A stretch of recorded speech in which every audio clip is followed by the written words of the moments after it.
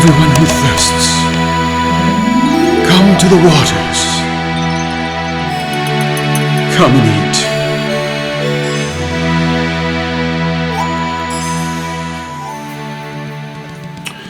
I'd like to now ask the question, why study and celebrate the biblical feasts? Now, I have a whole article on this subject, which you can find under the feast section of our website at hoshanarabbah.org. And I also have a video on this subject where I have gone through all of these. So I'm not going to go through all of the points that I have here, but I want to hit some highlights. Why study and celebrate the biblical feasts? First of all, I'd like to turn to Matthew 5, the Sermon on the Mount, Matthew 5, verse 17.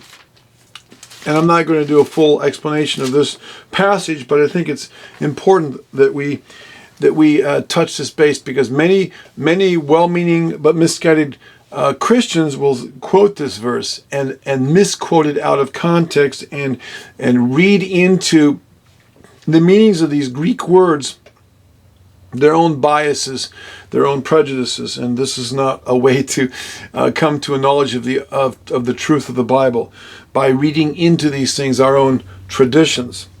But Yeshua said here, "Do not think that I come to destroy the law or the prophets. I did not come to destroy, but to fulfill them." And people say, see, Yeshua fulfilled these biblical feasts, and he did it all, so we don't have to do them. Well, the problem with that argument is that not only does the word fulfill not mean to do away with, but the word fulfill, literally plerao in the Greek, means to expand and to bring them into their fullness. So this has nothing to do with him doing them for us so that we wouldn't have to do them. That's not what this verse is saying. But if we take the specious argument proffered by many in the church that Yeshua fulfilled them so that we don't have to do them, that argument also falls flat, because the spring feasts relate to the first coming of Yeshua, his birth, his death, his burial, his resurrection, and all that he did at the first coming, establishment of the so-called church, and writing his laws on their hearts and pouring out his Spirit. That all was fulfilled at least initially in at his first coming. The fall feasts all point to his second coming, which hasn't happened yet. So how can anybody say that these have been fulfilled? They haven't been. Yeshua hasn't returned to the earth. He has not. The resurrection of the dead hasn't happened. He hasn't poured out his wrath and destroyed all the wicked. He hasn't established his millennial kingdom. The lake of fire hasn't happened. The judgments, the white throne judgment, the New Jerusalem hasn't come down. And I know there's people that try to spiritualize all this away and say it's all happened. You know, the Catholic Church has fulfilled this or whatever. Give me a massive break. I mean, if that's the kingdom of Elohim on earth, Lord have mercy. I mean, this is an abortion. All due respect to the good that the Christian church has done, but this is not what the Bible is talking about. I mean, if the Pope is, don't get me going. No, these fall feasts speak to the order of end time events, eschatology, things that were going to happen in the last days. And it hasn't been fulfilled yet. He hasn't done these things yet. We're still waiting for the second coming. So Matthew 5:17 really cannot be used as a verse to say that we no longer need to keep the feast. That is a specious argument without any merit whatsoever to anybody that's willing to think outside of their own biases and prejudices and traditions of men, by which the word of Elohim has been made of none effect. Another passage people like to point to is in Paul's writings in Colossians 2, where it says, "Let no one judge you in food or in drink or regarding a festival or a new moon or Sabbath, which are shadows of things to come, but the substances of Messiah." So people will take this verse out of context and say, see, this proves that we don't have to do the feasts. This, Yeshua fulfilled them, and it all points to him, so we don't need to do them. Well, quite frankly, this is not what this verse is saying. It says, don't let anybody judge you. Don't let anybody pass judgment on you with regard to your keeping and observing the feasts and the new moons and the Sabbaths. And these are a shadow of things to come. For example, the fall feasts point to things that have not happened yet. Even some of the spring feasts point to future events that are yet to happen. They have prophetic implications as well. And this is what Paul is saying.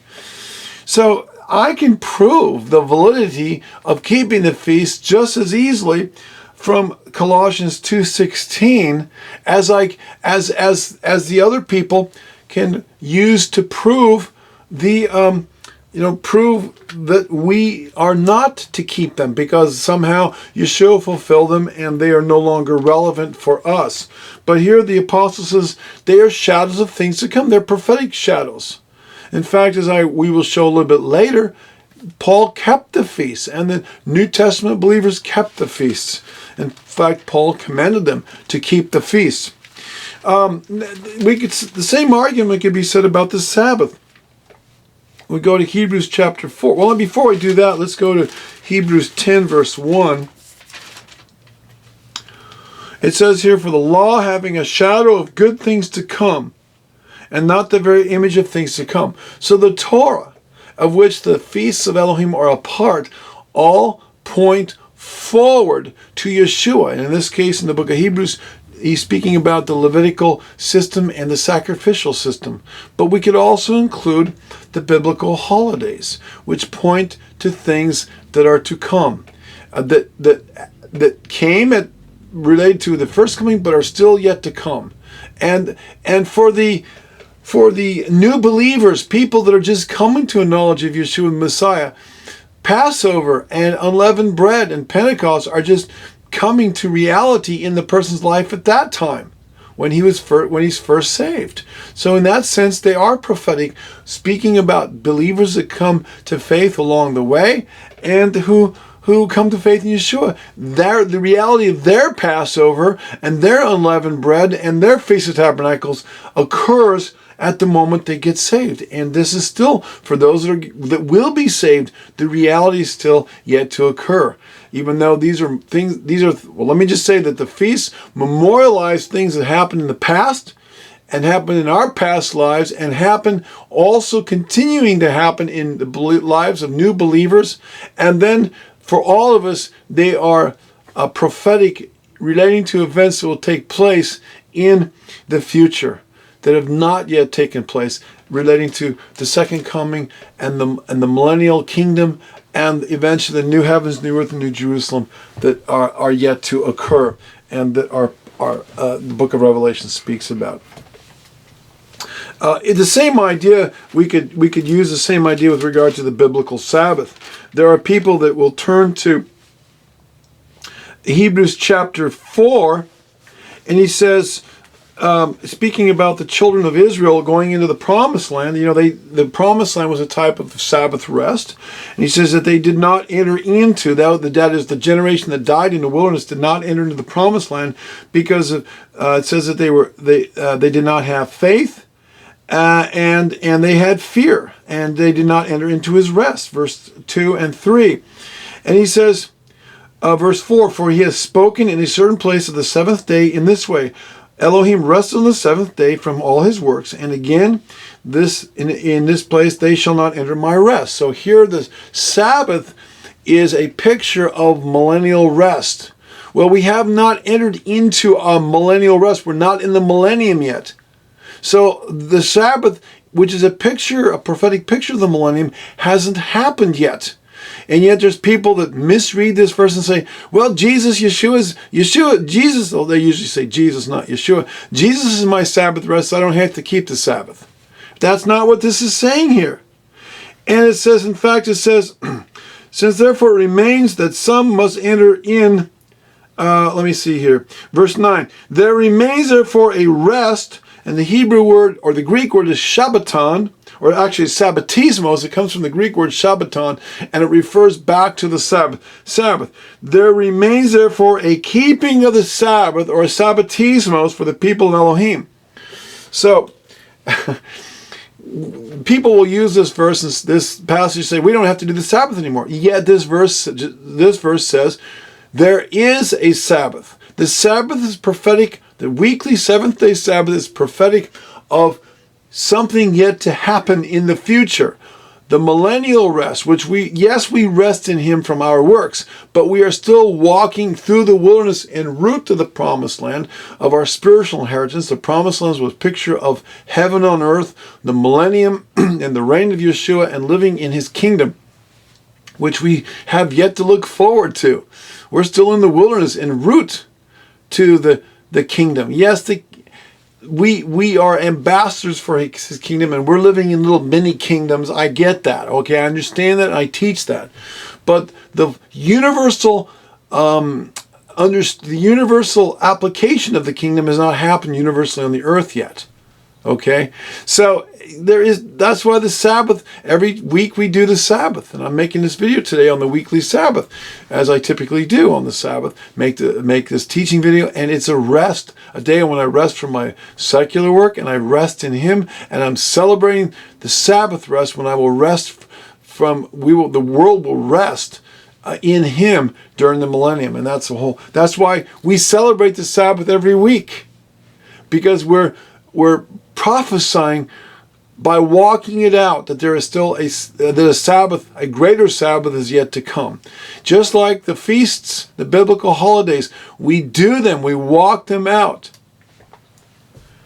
by celebrating them every year, by celebrating that they have happened, they are happening, and they're still relevant, and they will happen. The same thing when we do communion. We are celebrating the death, burial, and resurrection of Yeshua. Yes, that's an event that happened in the past, but it's something that still relates to us as born-again believers, and it also relates to the fact that we need to stay under the blood of Yeshua. We need to keep repenting of our sins when we stumble. And also the Passover points forward to the fourth cup, when he will drink the fourth cup of the Passover Seder in his kingdom. He says, I will not drink the cup, the fruit of the vine again, until I drink anew with you in my kingdom. There at the Last Supper with his disciples. And he's speaking of the marriage supper of the Lamb. Yes, there's a prophetic implication to the feast of, or to the appointed time of Passover, the Pesach. So this idea that, well, we don't have to do them because Yeshua did it, it falls flat. Or because, that's for the Jews and not for us, it falls flat. If that's the case, why are we doing communion? Why are we doing baptism? Baptism, the ritual of baptism for the remission of sins is something that every believer should do, because there's prophetic implications. There's past, present, and prophetic implications. I'm identifying with the death, burial, and resurrection of Yeshua the Messiah. I haven't been resurrected yet, not my body, and yet that's what coming up out of the watery grave is a picture of. So all of these things have past, present, and future historical and present and future prophetic significances, and they memorialize past, present, and future events. And the Sabbath and the feast days fall within that. So that's why I wanted to bring this out. They are shadows. The biblical feasts are prophetic shadow pictures of things to come. Colossians 2:16 and 17 and Hebrews 10:1. All the biblical feasts all point to Yeshua. The name Yeshua means salvation, or he is saved, or he will save, depending on how you translate the Hebrew word Yeshua. And they are all point to various stages in our spiritual growth as we progress toward salvation we are saved, we are being saved, and we will be saved. And the ultimate salvation is the redemption of our bodies, the glorification of our bodies, and becoming sons and daughters of Elohim, glorified sons and daughters of Elohim, and that has not happened yet. That will happen at the resurrection. And all of these feasts point to that. Be found, call upon his name. He's near, he's near, he's near. Yeshu Hashem behimatzov kerahu yoto karov karov yasov rasha darko leishavim machshevotav yashovel ad Hashem ki arbe is Yeshu Hashem behimatzo kerahu yota karo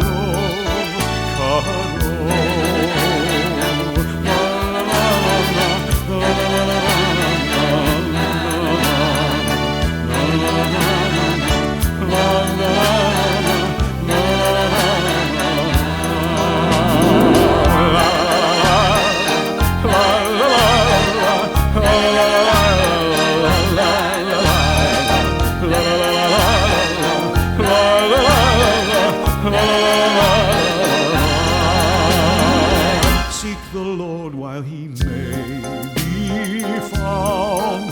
Call upon his name. He is near, he is near. Yeshu Hashem behimatzo kerahu